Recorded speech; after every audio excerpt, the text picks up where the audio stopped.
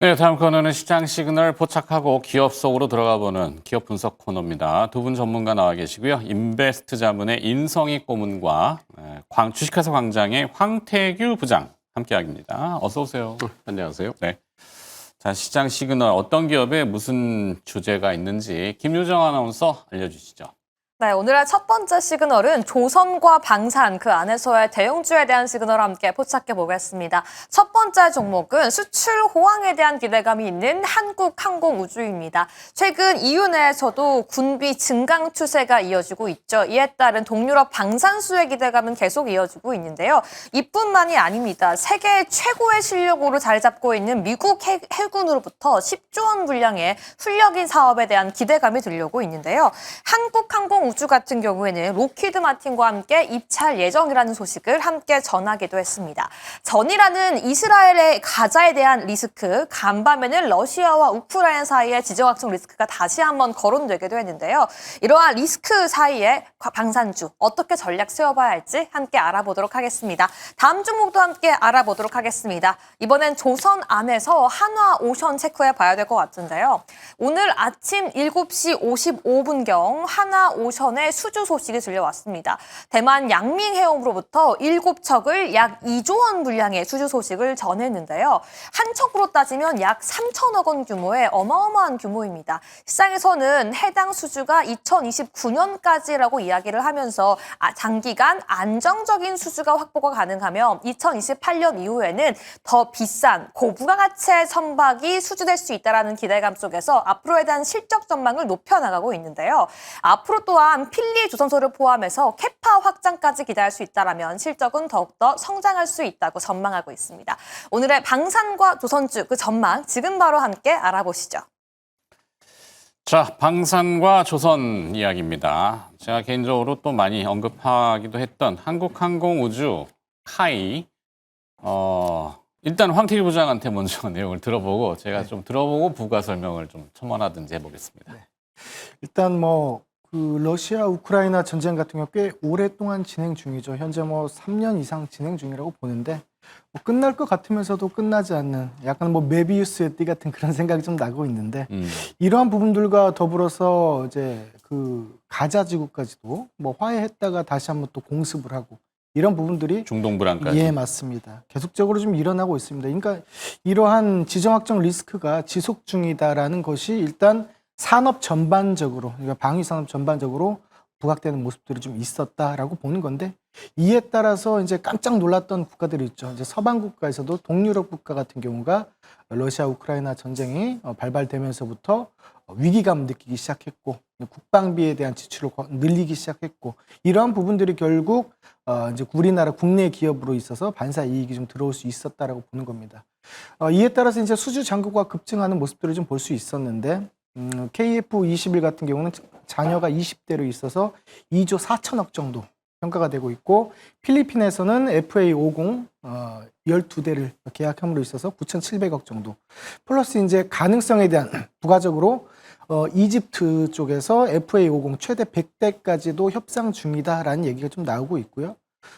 이 부분은 조금 저도 의아했는데 군사 강국이라고 불리는 이제 미국에서도 이제 훈련기 같은 경우를 이제 굉장히 많은 그런 수량을 좀 주문하고 있는 그런 상황입니다.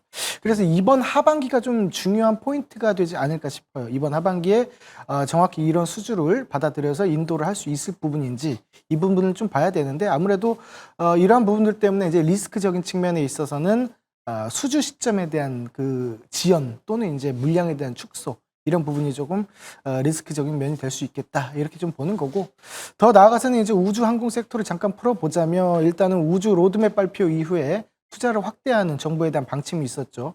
2045년까지 약 100조에 대한 그런 물량을 좀 투입을 하고 그리고 저궤도 위성 통신에 대해서도 수요가 현재 증가세에 있기 때문에 충분히 좀 모멘텀적으로도 부각받고 있는 모습이다. 여기에서 이제 스페이스X에 대한 발사가 있기 때문에 국내 위성통신 생태계에 대한 협력이 충분히 있을 수 있고 그래서 결국 방산과 우주 섹터에 대한 이런 결합 때문에 저는 주가적인 측면에서도 충분히 더 우상향이 더 가능할 수 있지 않을까 이렇게 보고 있습니다. 네. 한국항공우주 일단 미국향 10조 원 규모의 고등훈련기, 미국 해군향. 미국은 해군과 공군이 이렇게 이 항공 분야가 거의 비등합니다. 해군은 항공모함을 운영하기 때문에 해군의 주력 기종이 이제 F-22 랩터, F-35 이런 기종이고 미국 공군은 약간 우주 쪽에 좀 더 가깝다. 우주방위. 뭐 이렇게 봐도 뭐 무방할 거예요. 근데 이제 이 고등훈련기를 운영하려면 계속 훈련을 해야 되는데 비용이 많이 들거든요. 그래갖고 F-22 랩터의 미니 모델 같은 KF-21이 그래서 훈련기로는 적합하다 이거죠. 상당히 그 공을 많이 들이는 사업이에요. 이게 제가 알기로도 십수년 전 이 전 대표, 지금 뭐 윤석열 정권의 대표 말고 그 전 정부의 대표, 안현호 대표가 상당히 이 분야에는 밝아요.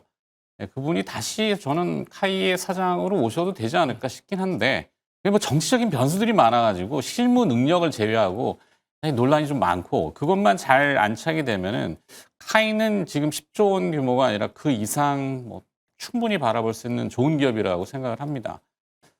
그래서 뭐 오늘 좀 주가가 잠깐 반응을 해서 10% 좋은 내용이죠. 네. 네네, 맞습니다. 자, 전략을 어떻게 가져가실 생각이신가요? 일단은 지금 같은 경우는 역사적 신고가를 기록하게 되면서 이제 ATH를 기록을 하는데 일봉상에서 이제 봤을 때는 차트상 기술적으로 채널 상단을 돌파하는 모습들이 좀 나왔습니다. 그렇기 때문에 채널 상단을 돌파할 때 우리가 추격 매수를 한다기보다는 오히려 채널 하단 쪽에서 눌림목에서 매수를 해서 추세 추종 원칙이 좀 따르는 것이 맞지 않겠나. 이런 부분에 있어서는 어디가 고점이다라고 우리가 감히 좀 상상하기는 어렵고요. 이런 수주 잔고가 캐파가 좀 늘어나는 부분을 보면서 목표가를 점진적으로 상향시키는 그런 스킬을 좀 쓰신다면 훨씬 더 낫지 않을까 이렇게 보고 있습니다. 네. 자, 한국항공우주 카이 여기하고 같이 볼 수 있는 데는 한화 시스템일 겁니다. 그 항공기 앞쪽에 A사 레이더 이것도 아주 독자적인 국내 기술을 반영해서 한화 시스템도 진짜 좋은 회사죠. 근데 한화 그룹 내에서 뭔 치닥거리를 많이 해가지고 시스템이 이제 막 필리 조선소도 막 사들이고 그래가지고 이게 좀 껄쩍이한데 한화 시스템도 같이 볼 수 있는 저 개인적으로는 뭐 그렇습니다. 틀린 얘기는 아닐 거예요. 자, 한국항공우주는 저점 매수 전략으로 우리 황태규 부장이 이해해 주시고 그다음에 두 번째 시그널은 한화오션인데요. 어떤 이유로? 한화오션을 뭐 큰 재료가 나왔죠. 대만에서 그 컨테이너선 7척 수주했다는 얘기인데 이 2조 원짜리예요. 수주 금액이. 근데 2029년 향후 이제 4년까지 상반기까지 아마 인도하는데 이 회사가 작년에 매출이 10조 조금 넘었어요. 올해는 13조까지 예상을 하는 것 같은데 뭐 그거에 비하면은 상당히 큰 수주 금액이긴 한데 이런 수주 금액, 이런 재료가 오늘 주가에 얼마큼 영향을 미치느냐 봤을 때는 생각보다는 좀 덜 미치는 것 같아요. 그러니까 오전에 잠깐 올라갔다가 지금 지속적으로 좀 빠지는데 지금 조선 쪽이 뭐 미국의 마스가니 뭐 이런 얘기가 나오면서 우리가 상당히 좀 기대를 많이 하고 있는데 좀 많이 올랐단 말이에요, 주가는. 실적도 상당히 좋아지는 거 우리 알고 있고 모든 게 뭐 조선 쪽에 나쁘다는 것보다는 좋은 쪽으로 알고 있는데 일단 주가가 너무 많이 올랐다. 좀 조정을 좀 보여야 되는데 이런 재료가 터졌다. 주가의 반응을 어느 정도 하는지 봤더니 생각보다 그렇게 크지 않다. 그러면 주가는 좀 빠지지 않겠느냐. 그러니까 이런 큰 재료에도 움직이지 않는 거 봐서는 주가는 좀 조정 국면으로 들어가지 않겠느냐. 마스가 얘기가 또 나오겠지만은 그쪽에서는 지금 너무 좋은 얘기만 나오다 보니까 어느 날 갑자기 트럼프가 그거에서 약간 좀 또 이상한 얘기를 하면은 또 바로 또 안 좋은 소식으로 들려오기 때문에 너무 좋은 청사진만 갖고 있는 건 아니지 않겠느냐라는 쪽이에요. 그래서 최근에 보면은 외국인의 매도가 지금 거의 뭐 한 달 누적해서 지금 700만 주로 오늘 올랐을 때도 외국인 기관 같이 매도를 하고 있거든요. 그렇다면 그렇게 좋게 볼 수만은 없다. 상대적으로 개인은 거기에 적극적으로 매수하고 있다. 주가의 향방이 그렇게 밝지는 않지 않겠냐 해서 개인적으로는 그냥 매매가 될 때 그냥 단기 매매 정도에 그치는 게 맞지 않겠나 생각을 합니다. 네, 단발성 재료다, 좀 제한적이다 이렇게 의견을 주셨고 그래서 재료가 나오는데 주가가 올라갔다가 자꾸 밀리고 매물벽에 막히고 있죠. 그리고 엊그저께 나온 뉴스 중에 국내 이제 선사 중에 대형 선사인 선박을 운영하는 회사죠. HMM. 지금 뭐 매각 이슈가 있는데 컨테이너선 두 척을 중국 선사에다가 중국 조선사에다가 발주를 했어요. 뭐지? 국내에도 있는데 있을 거 아닌가? 근데 뭐 하여튼 뭐지라는 그런 생각이 좀 들어서 한화오션이나 지금 마스가 얘기하셨지만 미국에 가서 뭐 해결해야 될 것들이 산적해 있는 부분은 조금 부담 요인인 것 같네요. 자, 그래서 인성입 고문의 한화오션 매매 전략은 그냥 단기 매매 정도로 국한하자. 제한적이다라고 의견을 주셨습니다. 자, 두 번째 시그널로 가겠습니다. 김유정 아나운서, 두 번째 시그널과 어떤 기업이 또 포착이 되나요? 네, 두 번째 시그널은 전일까지는 쉬어갔지만 오늘 다시 한번 고개를 들고 있는 섹터와 함께 점검해 보도록 하겠습니다. 전일까지 카지노 관련 종목들 쉬어갔었는데요. 오늘 다시 한번 여행 관련 종목들 상승하고 있습니다. 그 핵심 이슈는 왕이 외교부장의 9월 말 방한 기대감 때문인데요. 이에 따라 롯데관광개발도 오늘 상승하고 있습니다. 왕이 외교부장 같은 경우에는 10월 말에 있을 APEC에 시진핑 주석의 방한을 앞두고서 사전 작업을 위해서 방한하는 것으로 알려져 있는데요. 롯데관광개발 같은 경우에는 카지노만이 아니라 호텔 레저 사업까지 사상 최대 매출을 기록하는 것으로 알려져 있습니다. 앞으로 여행주에 있어 중요한 일정도 있는데요. 바로 9월 29일부터 시작되는 중국의 무비자 일정과 함께 10월부터 중국의 황금 연휴죠. 국경절의 특수까지 기대할 수 있는 것으로 알려져 있습니다. 그럼 다음 종목도 함께 체크해 보도록 하겠습니다. 역시나 전일까지 쉬어갔지만 오늘 다시 한번 고개를 들고 있는 뷰티 관련 종목들인데요. 오늘 코스맥스도 함께 상승하고 있습니다. 아무래도 내일 FOMC를 앞두고 반도체 등 시장의 주도주가 쉬어가자 고개를 들고 있는 모습인데요. 코스맥스 같은 경우에도 중요한 일정이 있습니다. 뷰티 업계는 다음 달 아마존 프라임데이부터 11월에는 블랙 프라이데이, 그 이후에는 크리스마스까지 앞으로 소비 일정들이 잔뜩 포진해 있는데요. 특히나 뷰티 업종 내에서 코스맥스 같은 경우에는 일반적인 한국, 중국, 미국 외에도 인도네시아 등 진출 기대감을 가지고 있는데요. 과연 관련 내용으로 어떠한 추가 상승 기대감 가질 수 있을지 지금 바로 함께 알아보시죠. 자, 시진핑 주석의 방한. 이게 몇 년째 얘기가 나오는지 한 5년 이상? 언젠가 오겠죠? 네. 왔으면 좋겠고. 그 재료를 계속 우려냅니다. 네, 에이펙 정상회담에 이제 미국과 중국 정상의 조우, 우리가 바라는 아주 환상적인 그림인데 쉽지는 않겠어요. 지금 남은 기간이 많지가 않아서. 만약에 미국의 트럼프 대통령이 중국을 직접 가버리면은 이게 또 애매해지고, 어찌됐건 간에 지금 시장은 뭔가 또 재료를 막 찾다 보니까 덜 오른 거, 안 오른 거, 막 이런 거 찾는데 롯데 관광개발을 또 들고 나왔네요. 중국인 관광객 맨날 이슈인데 관광객이 중국인밖에 없나 봐요, 우리나라에는. 네. 미국인 관광객 이런 얘기는 한 번도 해본 적이 별로 없는 것 같아요. 잘하면 이제 일본인 관광객 정도인데 뭐 엔화의 비율 때문에 그것도 녹록지는 않고. 자, 롯데관광개발은 어떻게 해야 될까요?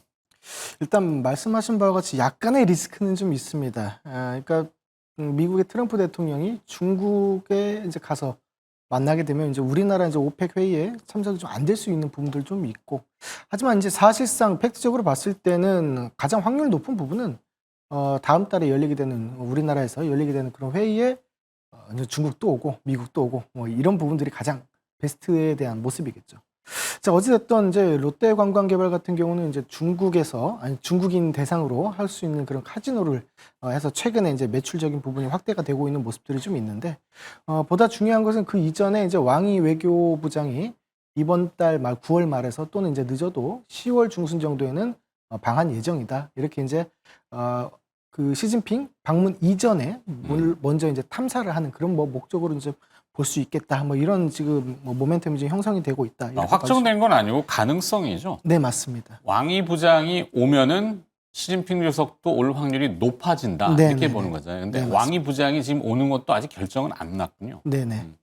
그러한 상황인데 어쨌든 이제 시장은 미리 선반영돼서 이제 기대감으로 좀 움직이고 있는 모습들이고, 그 이전에 팩트적인 측면에서 봤을 때 이제 당사 같은 경우는 일단 뭐 객실에 대한 점유율이 90% 이상 좀 되고 있는 부분들도 있고요. 그리고 이번 7월 그리고 8월 달에 역대 최고 점유가 있었는데 7월에는 589억, 8월에는 596억 이렇게 점진적으로 이제 상승하는 그런 모습들이 좀 있었고, 더군다나 과거로 좀 돌아가서 좀 비교를 해보자라고 한다면 이번에 2025년도 2분기에 첫 순이익으로 흑자 전환을 좀 달성한 부분들이 좀 있다. 좀 이렇게 볼 수 있습니다. 그리고 또한 이번 9월 달에 12 만기가 이제 도래하는 부분이 있는데 이 부분이 이제 상환을 예정으로 있기 때문에 오버행 이슈가 어느 정도 완화가 되는 기대감까지 더해졌다. 이렇게 좀 볼 수 있습니다. 그래서 사실은 그 한한령에 대한 해제에 대한 기대감으로 세부적으로 봤을 때 관광에 대한 섹터 이렇게 봤을 때도 이제 당사 같은 경우도 어느 정도 모멘텀 측면상 그리고 실적에 대한 턴어라운드 그런 측면상 좀 상승할 수 있는 주가 견인에 대한 모습들이 충분히 좀 만들어지고 있다라고 봅니다. 다만 이제 저도 이제 여러 가지로 좀 봤을 때는 뭐 화장품이라든지 엔터라든지 뭐 미용, 의료 뭐 이런 쪽으로도 좀 매개세가 좀 확장이 되는 모습들도 같이 더불어서 나온다면 오히려 더 테마적인 측면에서도 촉매제 역할을 좀 할 수 있는 부분들도 충분히 나올 수 있기 때문에 좀 괜찮다라고 보고 네. 주가적인 측면에 있어서는 지금 이제 그 상승을 하고 있는 모습들인데 큰 맥에서 봤을 때는 이제 제한적인 상승밖에 없을 것이다라고는 봅니다. 그래서 좀 추가적인 상승이 있다 하더라도 뭐 25,000원 정도까지만 보시는 것이 낫지 않을까. 왜냐하면 이제 그 이후에 재료적인 소멸도 있을 수 있고 그다음에 매출적인 측면들이 어느 정도 감소세가 이어질 수 있기 때문에 단기적으로만 봤으면 좋겠습니다. 네. 자, 전략은 매수 이렇게 의견을 주셨는데 롯데관광개발 뭐 기관 투자자의 뭐 6일 연속 순매수 뭐 보도는 이렇게 특징적으로 나오는데 모르겠네요. 어떤 기관이 사는지는. 자, 두 번째는 비슷한 맥락입니다. 뭐 소비 쪽이라고 봐야 되겠네요. 소비 섹터에 이제 화장품, 코스맥스 어떻게 생각하시죠? 코스맥스 오늘 뭐 재료도 좀 조그만 건 나왔는데 그리고 이제 가장 큰 재료는 뭐 중국에 우리 추석하고 같은 뭐 그런 연계해서 이제 여행업계, 카지노 뭐 같이 하면 이제 화장품까지 연결이 되잖아요. 그래서 그런 쪽이 연결이 되는데 아직도 거래량이 그렇게 늘지는 않는 것 같으니까 뭔가 주가가 변화가 있으려면 일단 거래량 측면부터 봐야 되는데 네. 거래가 터지지 않은 거 봐서는 아직도 이렇게 화장품 쪽에 이렇게 전체적으로 주목하는 게 크지는 않다라는 생각이에요. 근데 8월 중순에 주가가 이렇게 확 휘었던 거는 왜 그랬죠? 실적 때문에 그랬나? 아니 실적은 괜찮았는데 네. 뭐 미국하고 중국 관계 그다음에 그때 뭐 한한령 해제 내님인데 실제적으로 뒤져보니까 별로 나온 건 없었고 여러 가지 상황들이 그리고 이제 무엇보다도 고가 많이 올랐었잖아요. 네. 오른 거에 대한 조정 부분 그다음에 아무튼 외국인 매도가 그때도 주류를 이뤘었고 많이 올라갔을 때 최근에 보면은 외국인보다는 이제 기관 쪽에서 좀 소량 매수하고 있는데 그렇게 강한 것 같지는 않고 근데 거래량이 많이 동반되면서 하락했잖아요. 예예예 그래서 이제 그 차익 매물 거래량을 잡아주는 또 대량 거래의 매수가 있어야지 의미가 있다 이렇게 보시는 그거를 거죠? 이제 일으킬 만한 트리거는 아직 나타나지 않는 것 같다라는 생각이고 그다음에 과거에 보면은 그 화장품 업체가 이렇게 많지는 않은데 최근 보면 화장품 업체 진짜 많아졌어요. 그러니까 네. 코스맥스는 거의 생산 쪽으로 본다 그러면은 그러니까 반도체 쪽으로 본다면은 코스맥스가 파운드리. SK 하이닉스나 삼성전자 같은 그런 개념이에요. 근데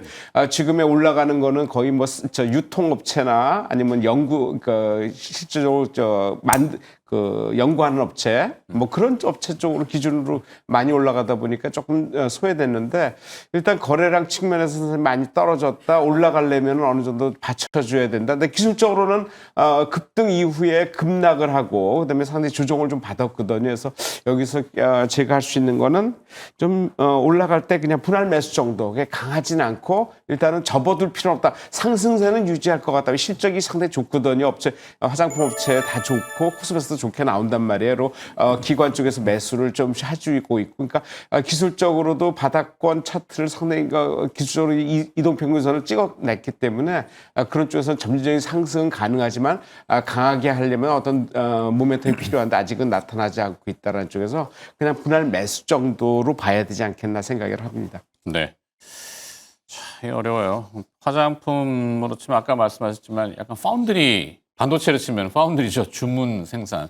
이렇게 만들어주세요. 원료 배합 어떻게 해주세요 하면은 그 브랜드 업체들의 브랜드를 붙여서 생산을 해주는 대부분 코스맥스인데 자체 제품을 건드리기 시작하면은 이게 좀 애매모호하거든. 그러니까 맡아서 팔아주고 생산해주니까 잘 되거든. 그러니까 우리도 직접 한번 뛰어들어 볼까? 이래버리면은 주문하는 쪽에서는 우리 비밀이 다 나갈 수도 있겠는데 라는 의구심이잖아요. 이 반도체도 사실 그랬잖아요. 삼성전자 파운드리가 못 큰 이유가 빅테크들이 주문 줬는데 이 기수세 나가면 어떡하지? 랑 똑같은 건데 코스맥스도 약간 그런 약점이 있나요? 어떻게 생각하세요? 아니 과거에는 소재 직접 생산을 했죠. 제품을 연구해서 생산해서 만들어냈는데 그쪽보다는 이제 받아서 하는 ODM 쪽이 내용이 좋다 보니까 그쪽에 집중했고 ODM 업체들이 우리나라에 이렇게 생각보다 많지는 않거든요. 전문적으로 생산하는 업체가 그러니까 그런 쪽이 좀 주력한 것 같고 아무래도 유통업체 쪽에서 좀 발빠르게 움직이다 보니까 거기에 좀 약간 좀 소외된 감도 없지 않고 최근에 화장품이 많이 팔린다 그러지만 실질적으로 이제 어느 피크에 좀 다다란 기분 그다음에 중국을 기대를 많이 하는데 생각보다 지금 하나님 일찍 안 풀리고 중국과의 관계가 미국 문제 때문에 빠르게 진전하지 못하는 모습 이런 것들이 반도체에 바로 반영된 게 아닌가 그러니까 화장품에 반영된 게 아닌가 그런 생각을 해봅니다. 네. 화장품 이렇게 브랜드 뒤에 뒤집어 보면 생산 업체가 거의 다 한국 콜마 아니면 뭐 코스맥스 대부분이었는데 요즘은 새로운 업체들이 많이 등장을 하더라고요. 자, 그것도 하나의 변화이지가 아닌가 싶긴 합니다. 코스맥스 전략은 분할 매수, 거래량이 좀 동반되는 의미 있는 상승이 나오면은 그땐 좀 지켜보자. 이렇게 정리하죠. 자, 마지막 시그널로 넘어가겠습니다. 김정 아나운서 또 뭐가 등장했을까요? 유가 얘기인 것 같은데. 네, 마지막 시그널은 작지만 강하다. 시장을 움직이고 있는 오늘의 테마들 알아보도록 하겠습니다. 첫 번째는 이 지정학적 리스크와 함께 이 정유 공급 불안이 불거지면서 오늘 유가 관련 종목들 함께 상승하고 있는데요. 오늘 함께 알아볼 중앙에너비스 비롯해서 흥구석유, 한국석유 같은 종목들이 현재 상승하고 있습니다. 최근에는 EU 측에서도 러시아산 석유 수입에 좀 제재하고 압박을 더 심화하고 있는데요. 이에 따라서 러시아 내에서도 정유 공장의 가동률이 떨어지고 있습니다. 엎친 데 덮친 격으로 간밤에는 우크라이나가 드론을 사용해서 러시아의 정유 시설을 타격하는 모습 나타났는데요. 이에 따라 시장에서는 공급 불안이 더욱더 심해질 것이다라는 우려감 함께 들어오고 있고요. 중동 내에서의 불안감도 점화되자 관련 종목들 오늘 테마성으로 움직이고 있습니다. 과연 얼마큼 움직일지 상승 가능성 함께 체크해 보도록 하시고요. 다음 종목도 함께 알아보도록 하겠습니다. 최근 로봇 테마가 계속해서 상승하고 있는데요. 이재명 대통령 역시 로봇 규제를 완화하겠다라고 밝히자 클로봇은 상장 이후 신고가를 기록하고 있습니다. 정부와 함께 K-휴머노이드 연합에 참여하면서 계속해서 실증과 검증 과정을 거치고 있고요. 대기업들의 러브콜도 꾸준히 이어지고 있는데요. 최근에는 삼성과 현대차와 함께 협력하면서 휴머노이드 로봇 상용화에 속도를 내고 있는 로봇 관련 소프트웨어 기업입니다. 과연 로봇주 현 시점에도 매수의 기회가 있는지 신고가 기록하고 있는 클로봇까지 함께 점검해 보도록 하시죠. 국내 증시, 국장의 이 후진적인 모습이 아직도 있어요. 사실 석유자 들어가면 석유하고 무슨 관계가 있나. 석유를 수입해서 정제해서 파는 정유사한테 납품 받아서 판매하는 중간 도매상 이 정도 수준을 벗어나기는 어려운데 석유자만 들어가면 유가 올라가면 뜬금없이 주가가 확 뛰어버리니까 그냥 막 몰려다니는 거죠. 제가 이게 좀 후진적이다라고 이제 표현을 좀 거치게 했습니다만 좀 명확히 알아야죠. 뭐 사실 원소재, 원자재도 마찬가지잖아요. 리튬, 무슨 리튬 관련, 로봇도 마찬가지고. 로봇 사업 제대로 하는지도 잘 모르는데 그냥 로봇자 붙인 거. 그러니까 사명으로 우려먹는 회사들, 그러니까 꼭 이 회사가 그렇다는 건 아닙니다만 조금 그런 감이 없지 않아 있어서 자, 유가와 또 에너지 어떻게 봐야 됩니까? 네, 제가 말씀드리겠습니다. 네네네. 우리 죄송합니다. 순서를. 네. 일단 최근에 어제였죠. 국제 유가가 급등하는 모습들이 좀 있었고요. 뭐 배럴당 이제 63달러가 돌파해서 65달러까지 근접을 하는 모습들이 좀 있었습니다.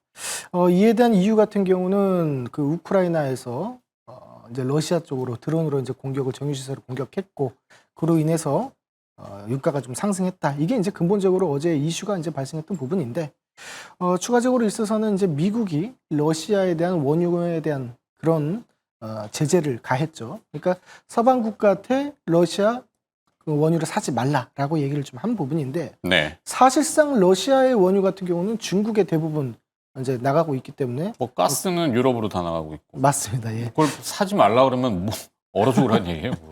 그래서 정치적으로 언급되는 그러한 이렇게 뭐랄까요? 말하고 싶은 내용의 메시지에 대한 부분이 아니었나 좀 이렇게 생각합니다. 뭐 더불어서 이제 짜고 치는 부분도 있다라고 보여요. 왜 그러냐면 이제 러시아하고 우크라이나하고 화해를 시키려고 하는데 그 부분이 자꾸 이제 엇나가다 보니까 이제 본인도 이제 짜증이 좀 나는 거죠. 그러다 보니까 이제 이제 원유에 대한 제재를 시작을 하게 되고 그에 대한 이제 명분을 쌓기 위해서 우크라이나한테 러시아 드론 공격을 한번 해봐라. 뭐 이럴 수도 있는 부분이 있기 때문에 네. 실질적으로는 저는 이게 지금 움직이는 이런 원유 관련주들 같은 경우는 이제 단기적으로 트레이딩 국면은 가능할 수 있으나 뭐 오버나잇을 한다든지 이렇게 스윙 전략으로 갖고 가는 것은 굉장히 좀 큰 무리가 있지 않겠나라고 생각이 좀 듭니다.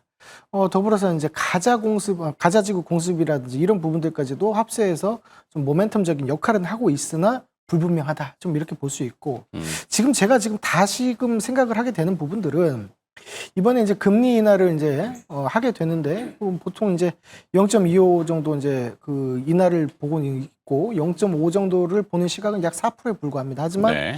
이 4%에 대한 0.5 이상 혹시라도 인하가 된다고 했을 때는 이제 그 경기 침체에 대한 그런 시그널을 좀 볼 수 있어서 그러한 이제 스태그플레이션에 대한 우려감도 충분히 형성이 될 수도 있다라고 봅니다. 그래서 이제 원유 같은 경우가 이런 부분에서도 조금 뭐랄까요, 촉매제 역할을 좀 해서 움직임이 오늘 좀 나오지 않았나 이렇게 좀 보고 있습니다. 네. 유가 상승은 트럼프 대통령의 금리 인하 정책에는 반대되는 뭐 인플레이션 자극이죠. 이게 복잡다단한데 일단 어제는 2% 정도 유가가 뭐 오르긴 했는데 어떻게 될지는 봐야 되겠네요. 일단은 매매 전략, 이 에너지 관련 이슈, 지정학적 리스크 어떻게 저는 봅니까? 너무나 변동성이 많고 그리고 이슈적인 부분들이 언제 또 변경이 될 수 있기 때문에 일단 보류로 해서 관망에 대한 부분으로 좀 체크를 하도록 하겠습니다. 네. 보류 관망 너무 이렇게 재료를 확대해서 부풀릴 건 아닌 것 같다 생각이시고 그다음에 마지막으로 클로봇인가요? 예, 클로봇 오늘 갑자기 뜨는데 로봇 오늘 건설로 조종이거든요. 근데 클로봇만 유독 떠요. 뭐 내용이 있나 찾아봤는데 그렇게 내용이 보이지 않는데 이 회사가 특징적인 게 수급이 한번 몰리면은 엄청 몰리는 회사예요. 클로봇 하면은 우리가 일반적으로 어떤 회사를 알고 있냐면 자율주행 로봇 관련해 가지고 삼성전자하고 그 삼성전자 레인보우 로보틱스요. 여기에 이제 자회사로 이제 지분을 인수하고 자회사로 알려져 있고 현대차 관련해 갖고는 그 미국의 회사 보스턴 다이밀락스 현대차 계열이죠. 그래서 그쪽하고 전략적 관계를 맺고 있다. 뭐 이런 정도로 지금 우리가 알고 있는 종목인데 이 회사 대주 지분이 30%가 안 되는데 유통 주식 수가 2,470만 주.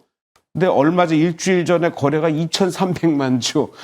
이게 뭐 거의 뭐 한 두세 번 돌았다고 봐야 되죠. 그래서 그런 정도로 한번 그 매수세가 몰리면은 엄청나게 장중에 돌고 도는 그러니까 뭐 사자마자 팔았다가 그러니까 막 한 두세 바퀴 도는 거죠. 그래서 그런 매매의 어떤 그 회전력이 엄청나게 강한 그런 종목이다라는 쪽에서 좀 관심을 좀 가져야 되는데 일단은 거의 신고가 수준이에요. 오늘 올라갔다 좀 밀리긴 했는데 오늘 고가가 신고가다. 여기서 말 것 같진 않다. 하지만은 과거에 거래가 터졌을 때 한 이틀 정도, 하루 정도 더 올라가다가 다시 조정을 보인 경험이 있었고 오늘 특별하게 로봇주 관련해서도 먼저 올라갔다. 내일 이게 또 올라가겠냐? 로봇주 전체 올라갈 때 굳이 이 종목을 살 필요가 있느냐? 오늘 떨어진 종목에서 고르는 게 더 낫지 않겠냐는 측면에서 좀 개인적으로 그냥 관망 정도 오늘 가격대는 너무 많다. 거래가 오전에 1,000만 주다. 오후까지 가면은 한 1,500, 2,000만 주 가까이 된다 그러면은 글쎄 거래 피크는 아니지만은 과거의 경우라서는 거래 상투에서는 좀 밀린 경향이 있다. 그리고 로봇주를 굳이 이 종목을 볼 이유는 없다. 다른 종목 오늘 안 올라간 걸로 대체할 수 있다라는 측면에서 그냥 관망 정도로 보겠습니다. 네. 요즘 이런 중소형주 뭐 1조 원이 채 시가총액이 안 된 6, 7천억 정도면 작은 건 아닌데 유통주식 수 파악해가지고 그냥 창구마다 돌려치기 하는 뭐 재료 좀 이상 거래들이 좀 많아요. 당국은 그냥 좌시하고 계신 것 같은데 이 종목이 그렇다는 건 아닙니다. 근데 요즘 그런 기업들이 시세를 막 돌출적으로 막 뽑죠. 그러면서 재료가 막 나오는데 재료의 진위성도 잘 모르겠고 그래서 이제 두 분의 의견은 오늘 뭐 아까 에너지도 그렇고 이번에 두 번째 기업인 클로버도 그렇고 보류 조금 주의가 필요하다 이렇게 경계를 하는 걸로 마무리하겠습니다. 자, 주식회사 광장의 황태규 부장과 인베스트 자문의 인성익 고문과 함께 시장 시그널 앤드 기업 알아봤습니다. 두 분 고맙습니다.